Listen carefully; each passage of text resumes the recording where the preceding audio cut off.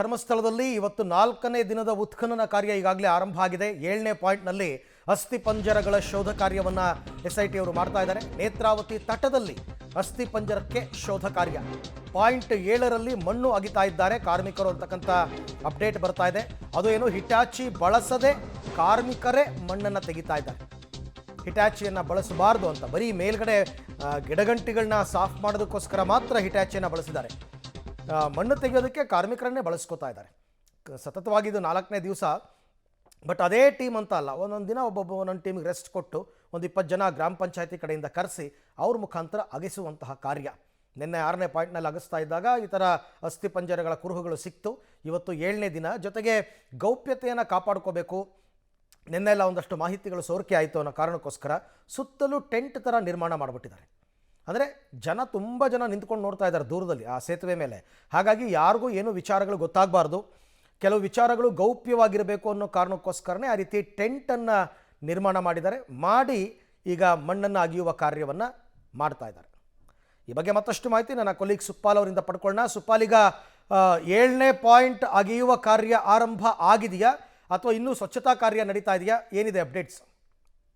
ಅರವಿಂದ್, ಈಗ ಸ್ವಚ್ಛತಾ ಕಾರ್ಯವನ್ನು ಹಿಟಾಚಿ ಮೂಲಕ ಮುಗಿಸಿ ಈಗ ಕಾರ್ಮಿಕರೇ ಉತ್ಖನನ ಮಾಡುವಂಥ ಕೆಲಸವನ್ನು ಆರಂಭಿಸಿದ್ದಾರೆ. ಮೊದಲಿಗೆ ಮಾರ್ಕ್ ಮಾಡುವಂಥ ಕೆಲಸ ಆಗಿದೆ. ಹಿಟಾಚಿ ಯಾವಾಗ ಈ ಗಿಡಗಂಟೆಗಳನ್ನು ಕ್ಲೀನ್ ಮಾಡಿತ್ತು ಆ ಬಳಿಕ ಮಾರ್ಕ್ ಮಾಡುವ ಕೆಲಸವನ್ನು ಮಾಡಿದ್ದಾರೆ. ಸುಮಾರು 6 ಅಡಿ ಉದ್ದ, ಜೊತೆಗೆ 5 ಅಗಲಕ್ಕೆ 5 ಅಡಿ ಅಗಲಕ್ಕೆ ಮಾರ್ಕ್ ಮಾಡಿದ್ದಾರೆ. ಈಗ ಅದನ್ನು ಕೊರೆಯುವಂಥ ಕೆಲಸಗಳನ್ನ ಮಾಡಿದ್ದಾರೆ. ಆದರೆ ಇವತ್ತು ನಮಗೆ ಯಾವುದು ದೃಶ್ಯಗಳು ಕಾಣುತ್ತಾ ಇಲ್ಲ. ನೀವು ಗಮನಿಸ್ಬೋದು, ಮೇಲ್ಭಾಗದಲ್ಲಿ ಇರುವಂಥ ನದಿಯ ತಟದಲ್ಲಿ ಇನ್ನೊಂದು ತಟದಲ್ಲಿ ಇರುವಂಥ ಒಂದು ದೃಶ್ಯವನ್ನು ಗಮನಿಸ್ಬೋದು. ಸಂಪೂರ್ಣವಾಗಿ ಇವತ್ತು ಪರದೆಯನ್ನು ಕಟ್ಟಿ ಯಾರಿಗೂ ಕಾಣದ ರೀತಿಯಲ್ಲಿ ಗೌಪ್ಯತೆಯನ್ನು ಕಾಪಾಡಬೇಕು ಅನ್ನುವಂಥ ಹಿನ್ನೆಲೆಯಲ್ಲಿ ಇವತ್ತು ಈ ರೀತಿಯಾಗಿ ವ್ಯವಸ್ಥೆಯನ್ನು ಮಾಡಿಕೊಂಡಿದ್ದಾರೆ. ಜೊತೆಗೆ ಮೊಬೈಲ್ ಬಳಕೆಯನ್ನು ಇವತ್ತು ಸಂಪೂರ್ಣವಾಗಿ ನಿಷೇಧ ಮಾಡಲಾಗಿದೆ. ಕೇವಲ 2 ಅಧಿಕಾರಿಗಳಿಗೆ, ಒಂದು ಪುತ್ತೂರಿನ AC ಆಗಿರುವಂಥ ಸ್ಟೆಲ್ಲಾ ವರ್ಗೀಸ್ ಅವರು ಮತ್ತು SITಯ ತನಿಖಾಧಿಕಾರಿ SP ಆಗಿರುವಂಥ ಜಿತೇಂದ್ರ ದಯಾಮ್ ಅವರು, ಇಬ್ಬರಿಗೆ ಮೊಬೈಲನ್ನು ಈ ಒಂದು ಪಾಯಿಂಟ್ 7ಗೆ ತಗೊಂಬರಲಿಕ್ಕೆ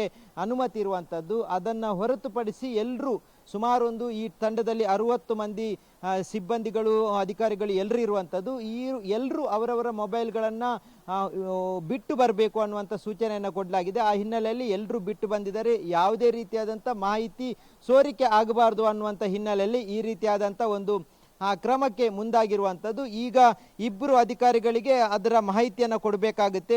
SP ದಯಾಮ್ ಅವರು SIT ತಂಡಕ್ಕೆ ಕ್ಷಣದ ಮಾಹಿತಿಯನ್ನು ಕೊಡಬೇಕಾಗುತ್ತೆ, ಯಾವ ಹಂತದಲ್ಲಿ ಈ ಉತ್ಖನನ ಕೆಲಸ ಆಗ್ತಾ ಇದೆ ಅನ್ನುವಂಥದ್ದು. ಜೊತೆಗೆ AC ಅವರು ಸಂಬಂಧಪಟ್ಟ ಅಧಿಕಾರಿಗಳಿಗೆ, ಹಿರಿಯ ಅಧಿಕಾರಿಗಳಿಗೆ ಮಾಹಿತಿಯನ್ನು ಕೊಡಬೇಕಾಗುತ್ತೆ. ಹಾಗಾಗಿ ಇಬ್ಬರಿಗೆ ಮಾತ್ರ ಮೊಬೈಲ್ಗೆ ಬಳಕೆ ಮಾಡಲಿಕ್ಕೆ ಅನುಮತಿಯನ್ನು ಕೊಟ್ಟಿರುವಂಥದ್ದು. ಇನ್ನುಳಿದಂತೆ ಉತ್ಖನನ ಕಾರ್ಯ ಕಾರ್ಮಿಕರಿಂದಲೇ ಆರಂಭ ಮಾಡಿರುವಂಥದ್ದು. ಸುಮಾರು ಇವತ್ತು 15 ಜನ ಕಾರ್ಮಿಕರು ಈ ಒಂದು ಉತ್ಖನನ ಕಾರ್ಯಕ್ಕೆ ಬಂದಿದ್ದಾರೆ. ಅವರೆಲ್ಲರೂ ಈಗ ಅಗಿಯುವಂಥ ಕೆಲಸವನ್ನು ಆರಂಭಿಸಿದ್ದಾರೆ.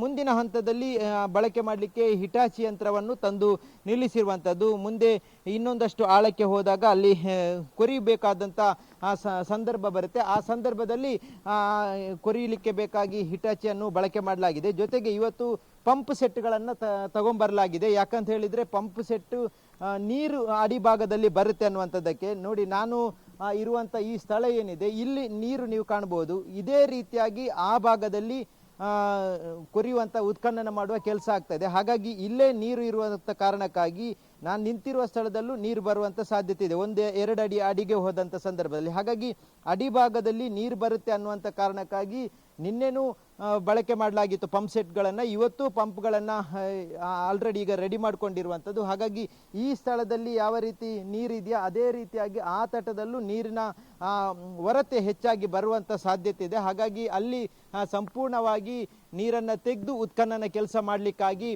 2 ಪಂಪ್ಗಳನ್ನು ತಂದಿಟ್ಟಿದ್ದಾರೆ.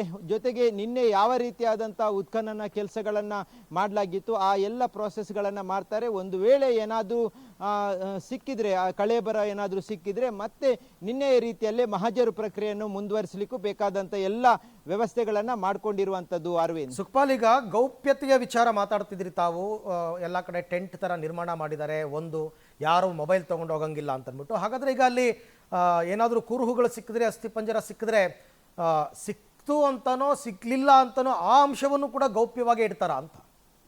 ಖಂಡಿತ ಅದನ್ನ ಸದ್ಯಕ್ಕೆ ತಕ್ಷಣಕ್ಕೆ ಅದು SIT ಮುಖ್ಯಸ್ಥರಿಗೆ ತಿಳಿಸಲಾಗುತ್ತೆ. SIT ಮುಖ್ಯಸ್ಥರಾಗಿರುವಂಥ DGP ಪ್ರಣವ್ ಮೊಹಂತಿ ಅವರಿಗೆ, ಅದರ ಜೊತೆಗೆ DIG ಆಗಿರುವಂಥ ಅನುಚೇತ್ರ ಅವರಿಗೆ ಒಂದು ವಿಚಾರವನ್ನ ತಿಳಿಸ್ತಾರೆ. ಆ ಬಳಿಕ SIT ಮೂಲಕನೇ ನಮಗೆ ಮಾಹಿತಿ ಗೊತ್ತಾಗುವಂಥದ್ದು. ಅದನ್ನ ಹೊರತುಪಡಿಸಿದರೆ ಇವತ್ತು ಯಾವುದೇ ಕಾರಣಕ್ಕೂ ಏನಾದರೂ ಸಿಕ್ಕರೆ, ಕಳೆಬರಗಳು ಸಿಕ್ಕಿದ್ರೆ ನಮಗೆ ಸದ್ಯದ ಮಟ್ಟಿಗೆ ಗೊತ್ತಾಗುವಂಥ ಸಾಧ್ಯತೆ ಇಲ್ಲ. ಒಂದು ಸಂಪೂರ್ಣವಾಗಿ ಕ್ಲೋಸ್ ಮಾಡಿರುವಂಥದ್ದು, ಹಾಗಾಗಿ ಕ್ಯಾಮರಾ ಕಣ್ಣಿಗೆ ಏನೂ ಕಾಣೋದಿಲ್ಲ. ಅದರ ಜೊತೆಗೆ ಮಾಹಿತಿ ಸೋರಿಕೆ ಆಗದ ರೀತಿಯಲ್ಲೂ, ನಮಗೂ ಯಾವುದೇ ಮಾಹಿತಿ ತಲುಪದ ರೀತಿಯಲ್ಲೂ, ನಮಗೆ ಮಾಹಿತಿ ತಲುಪಿದ ತಕ್ಷಣ ಅದು ಇಡೀ ಜಗತ್ತಿನಾದ್ಯಂತ ಗೊತ್ತಾಗುತ್ತೆ. ಆ ಕಾರಣಕ್ಕಾಗಿ ಇವತ್ತು ಮೊಬೈಲ್ ಬಳಕೆಯನ್ನು ನಿಷೇಧ ಮಾಡಿರುವಂಥದ್ದು.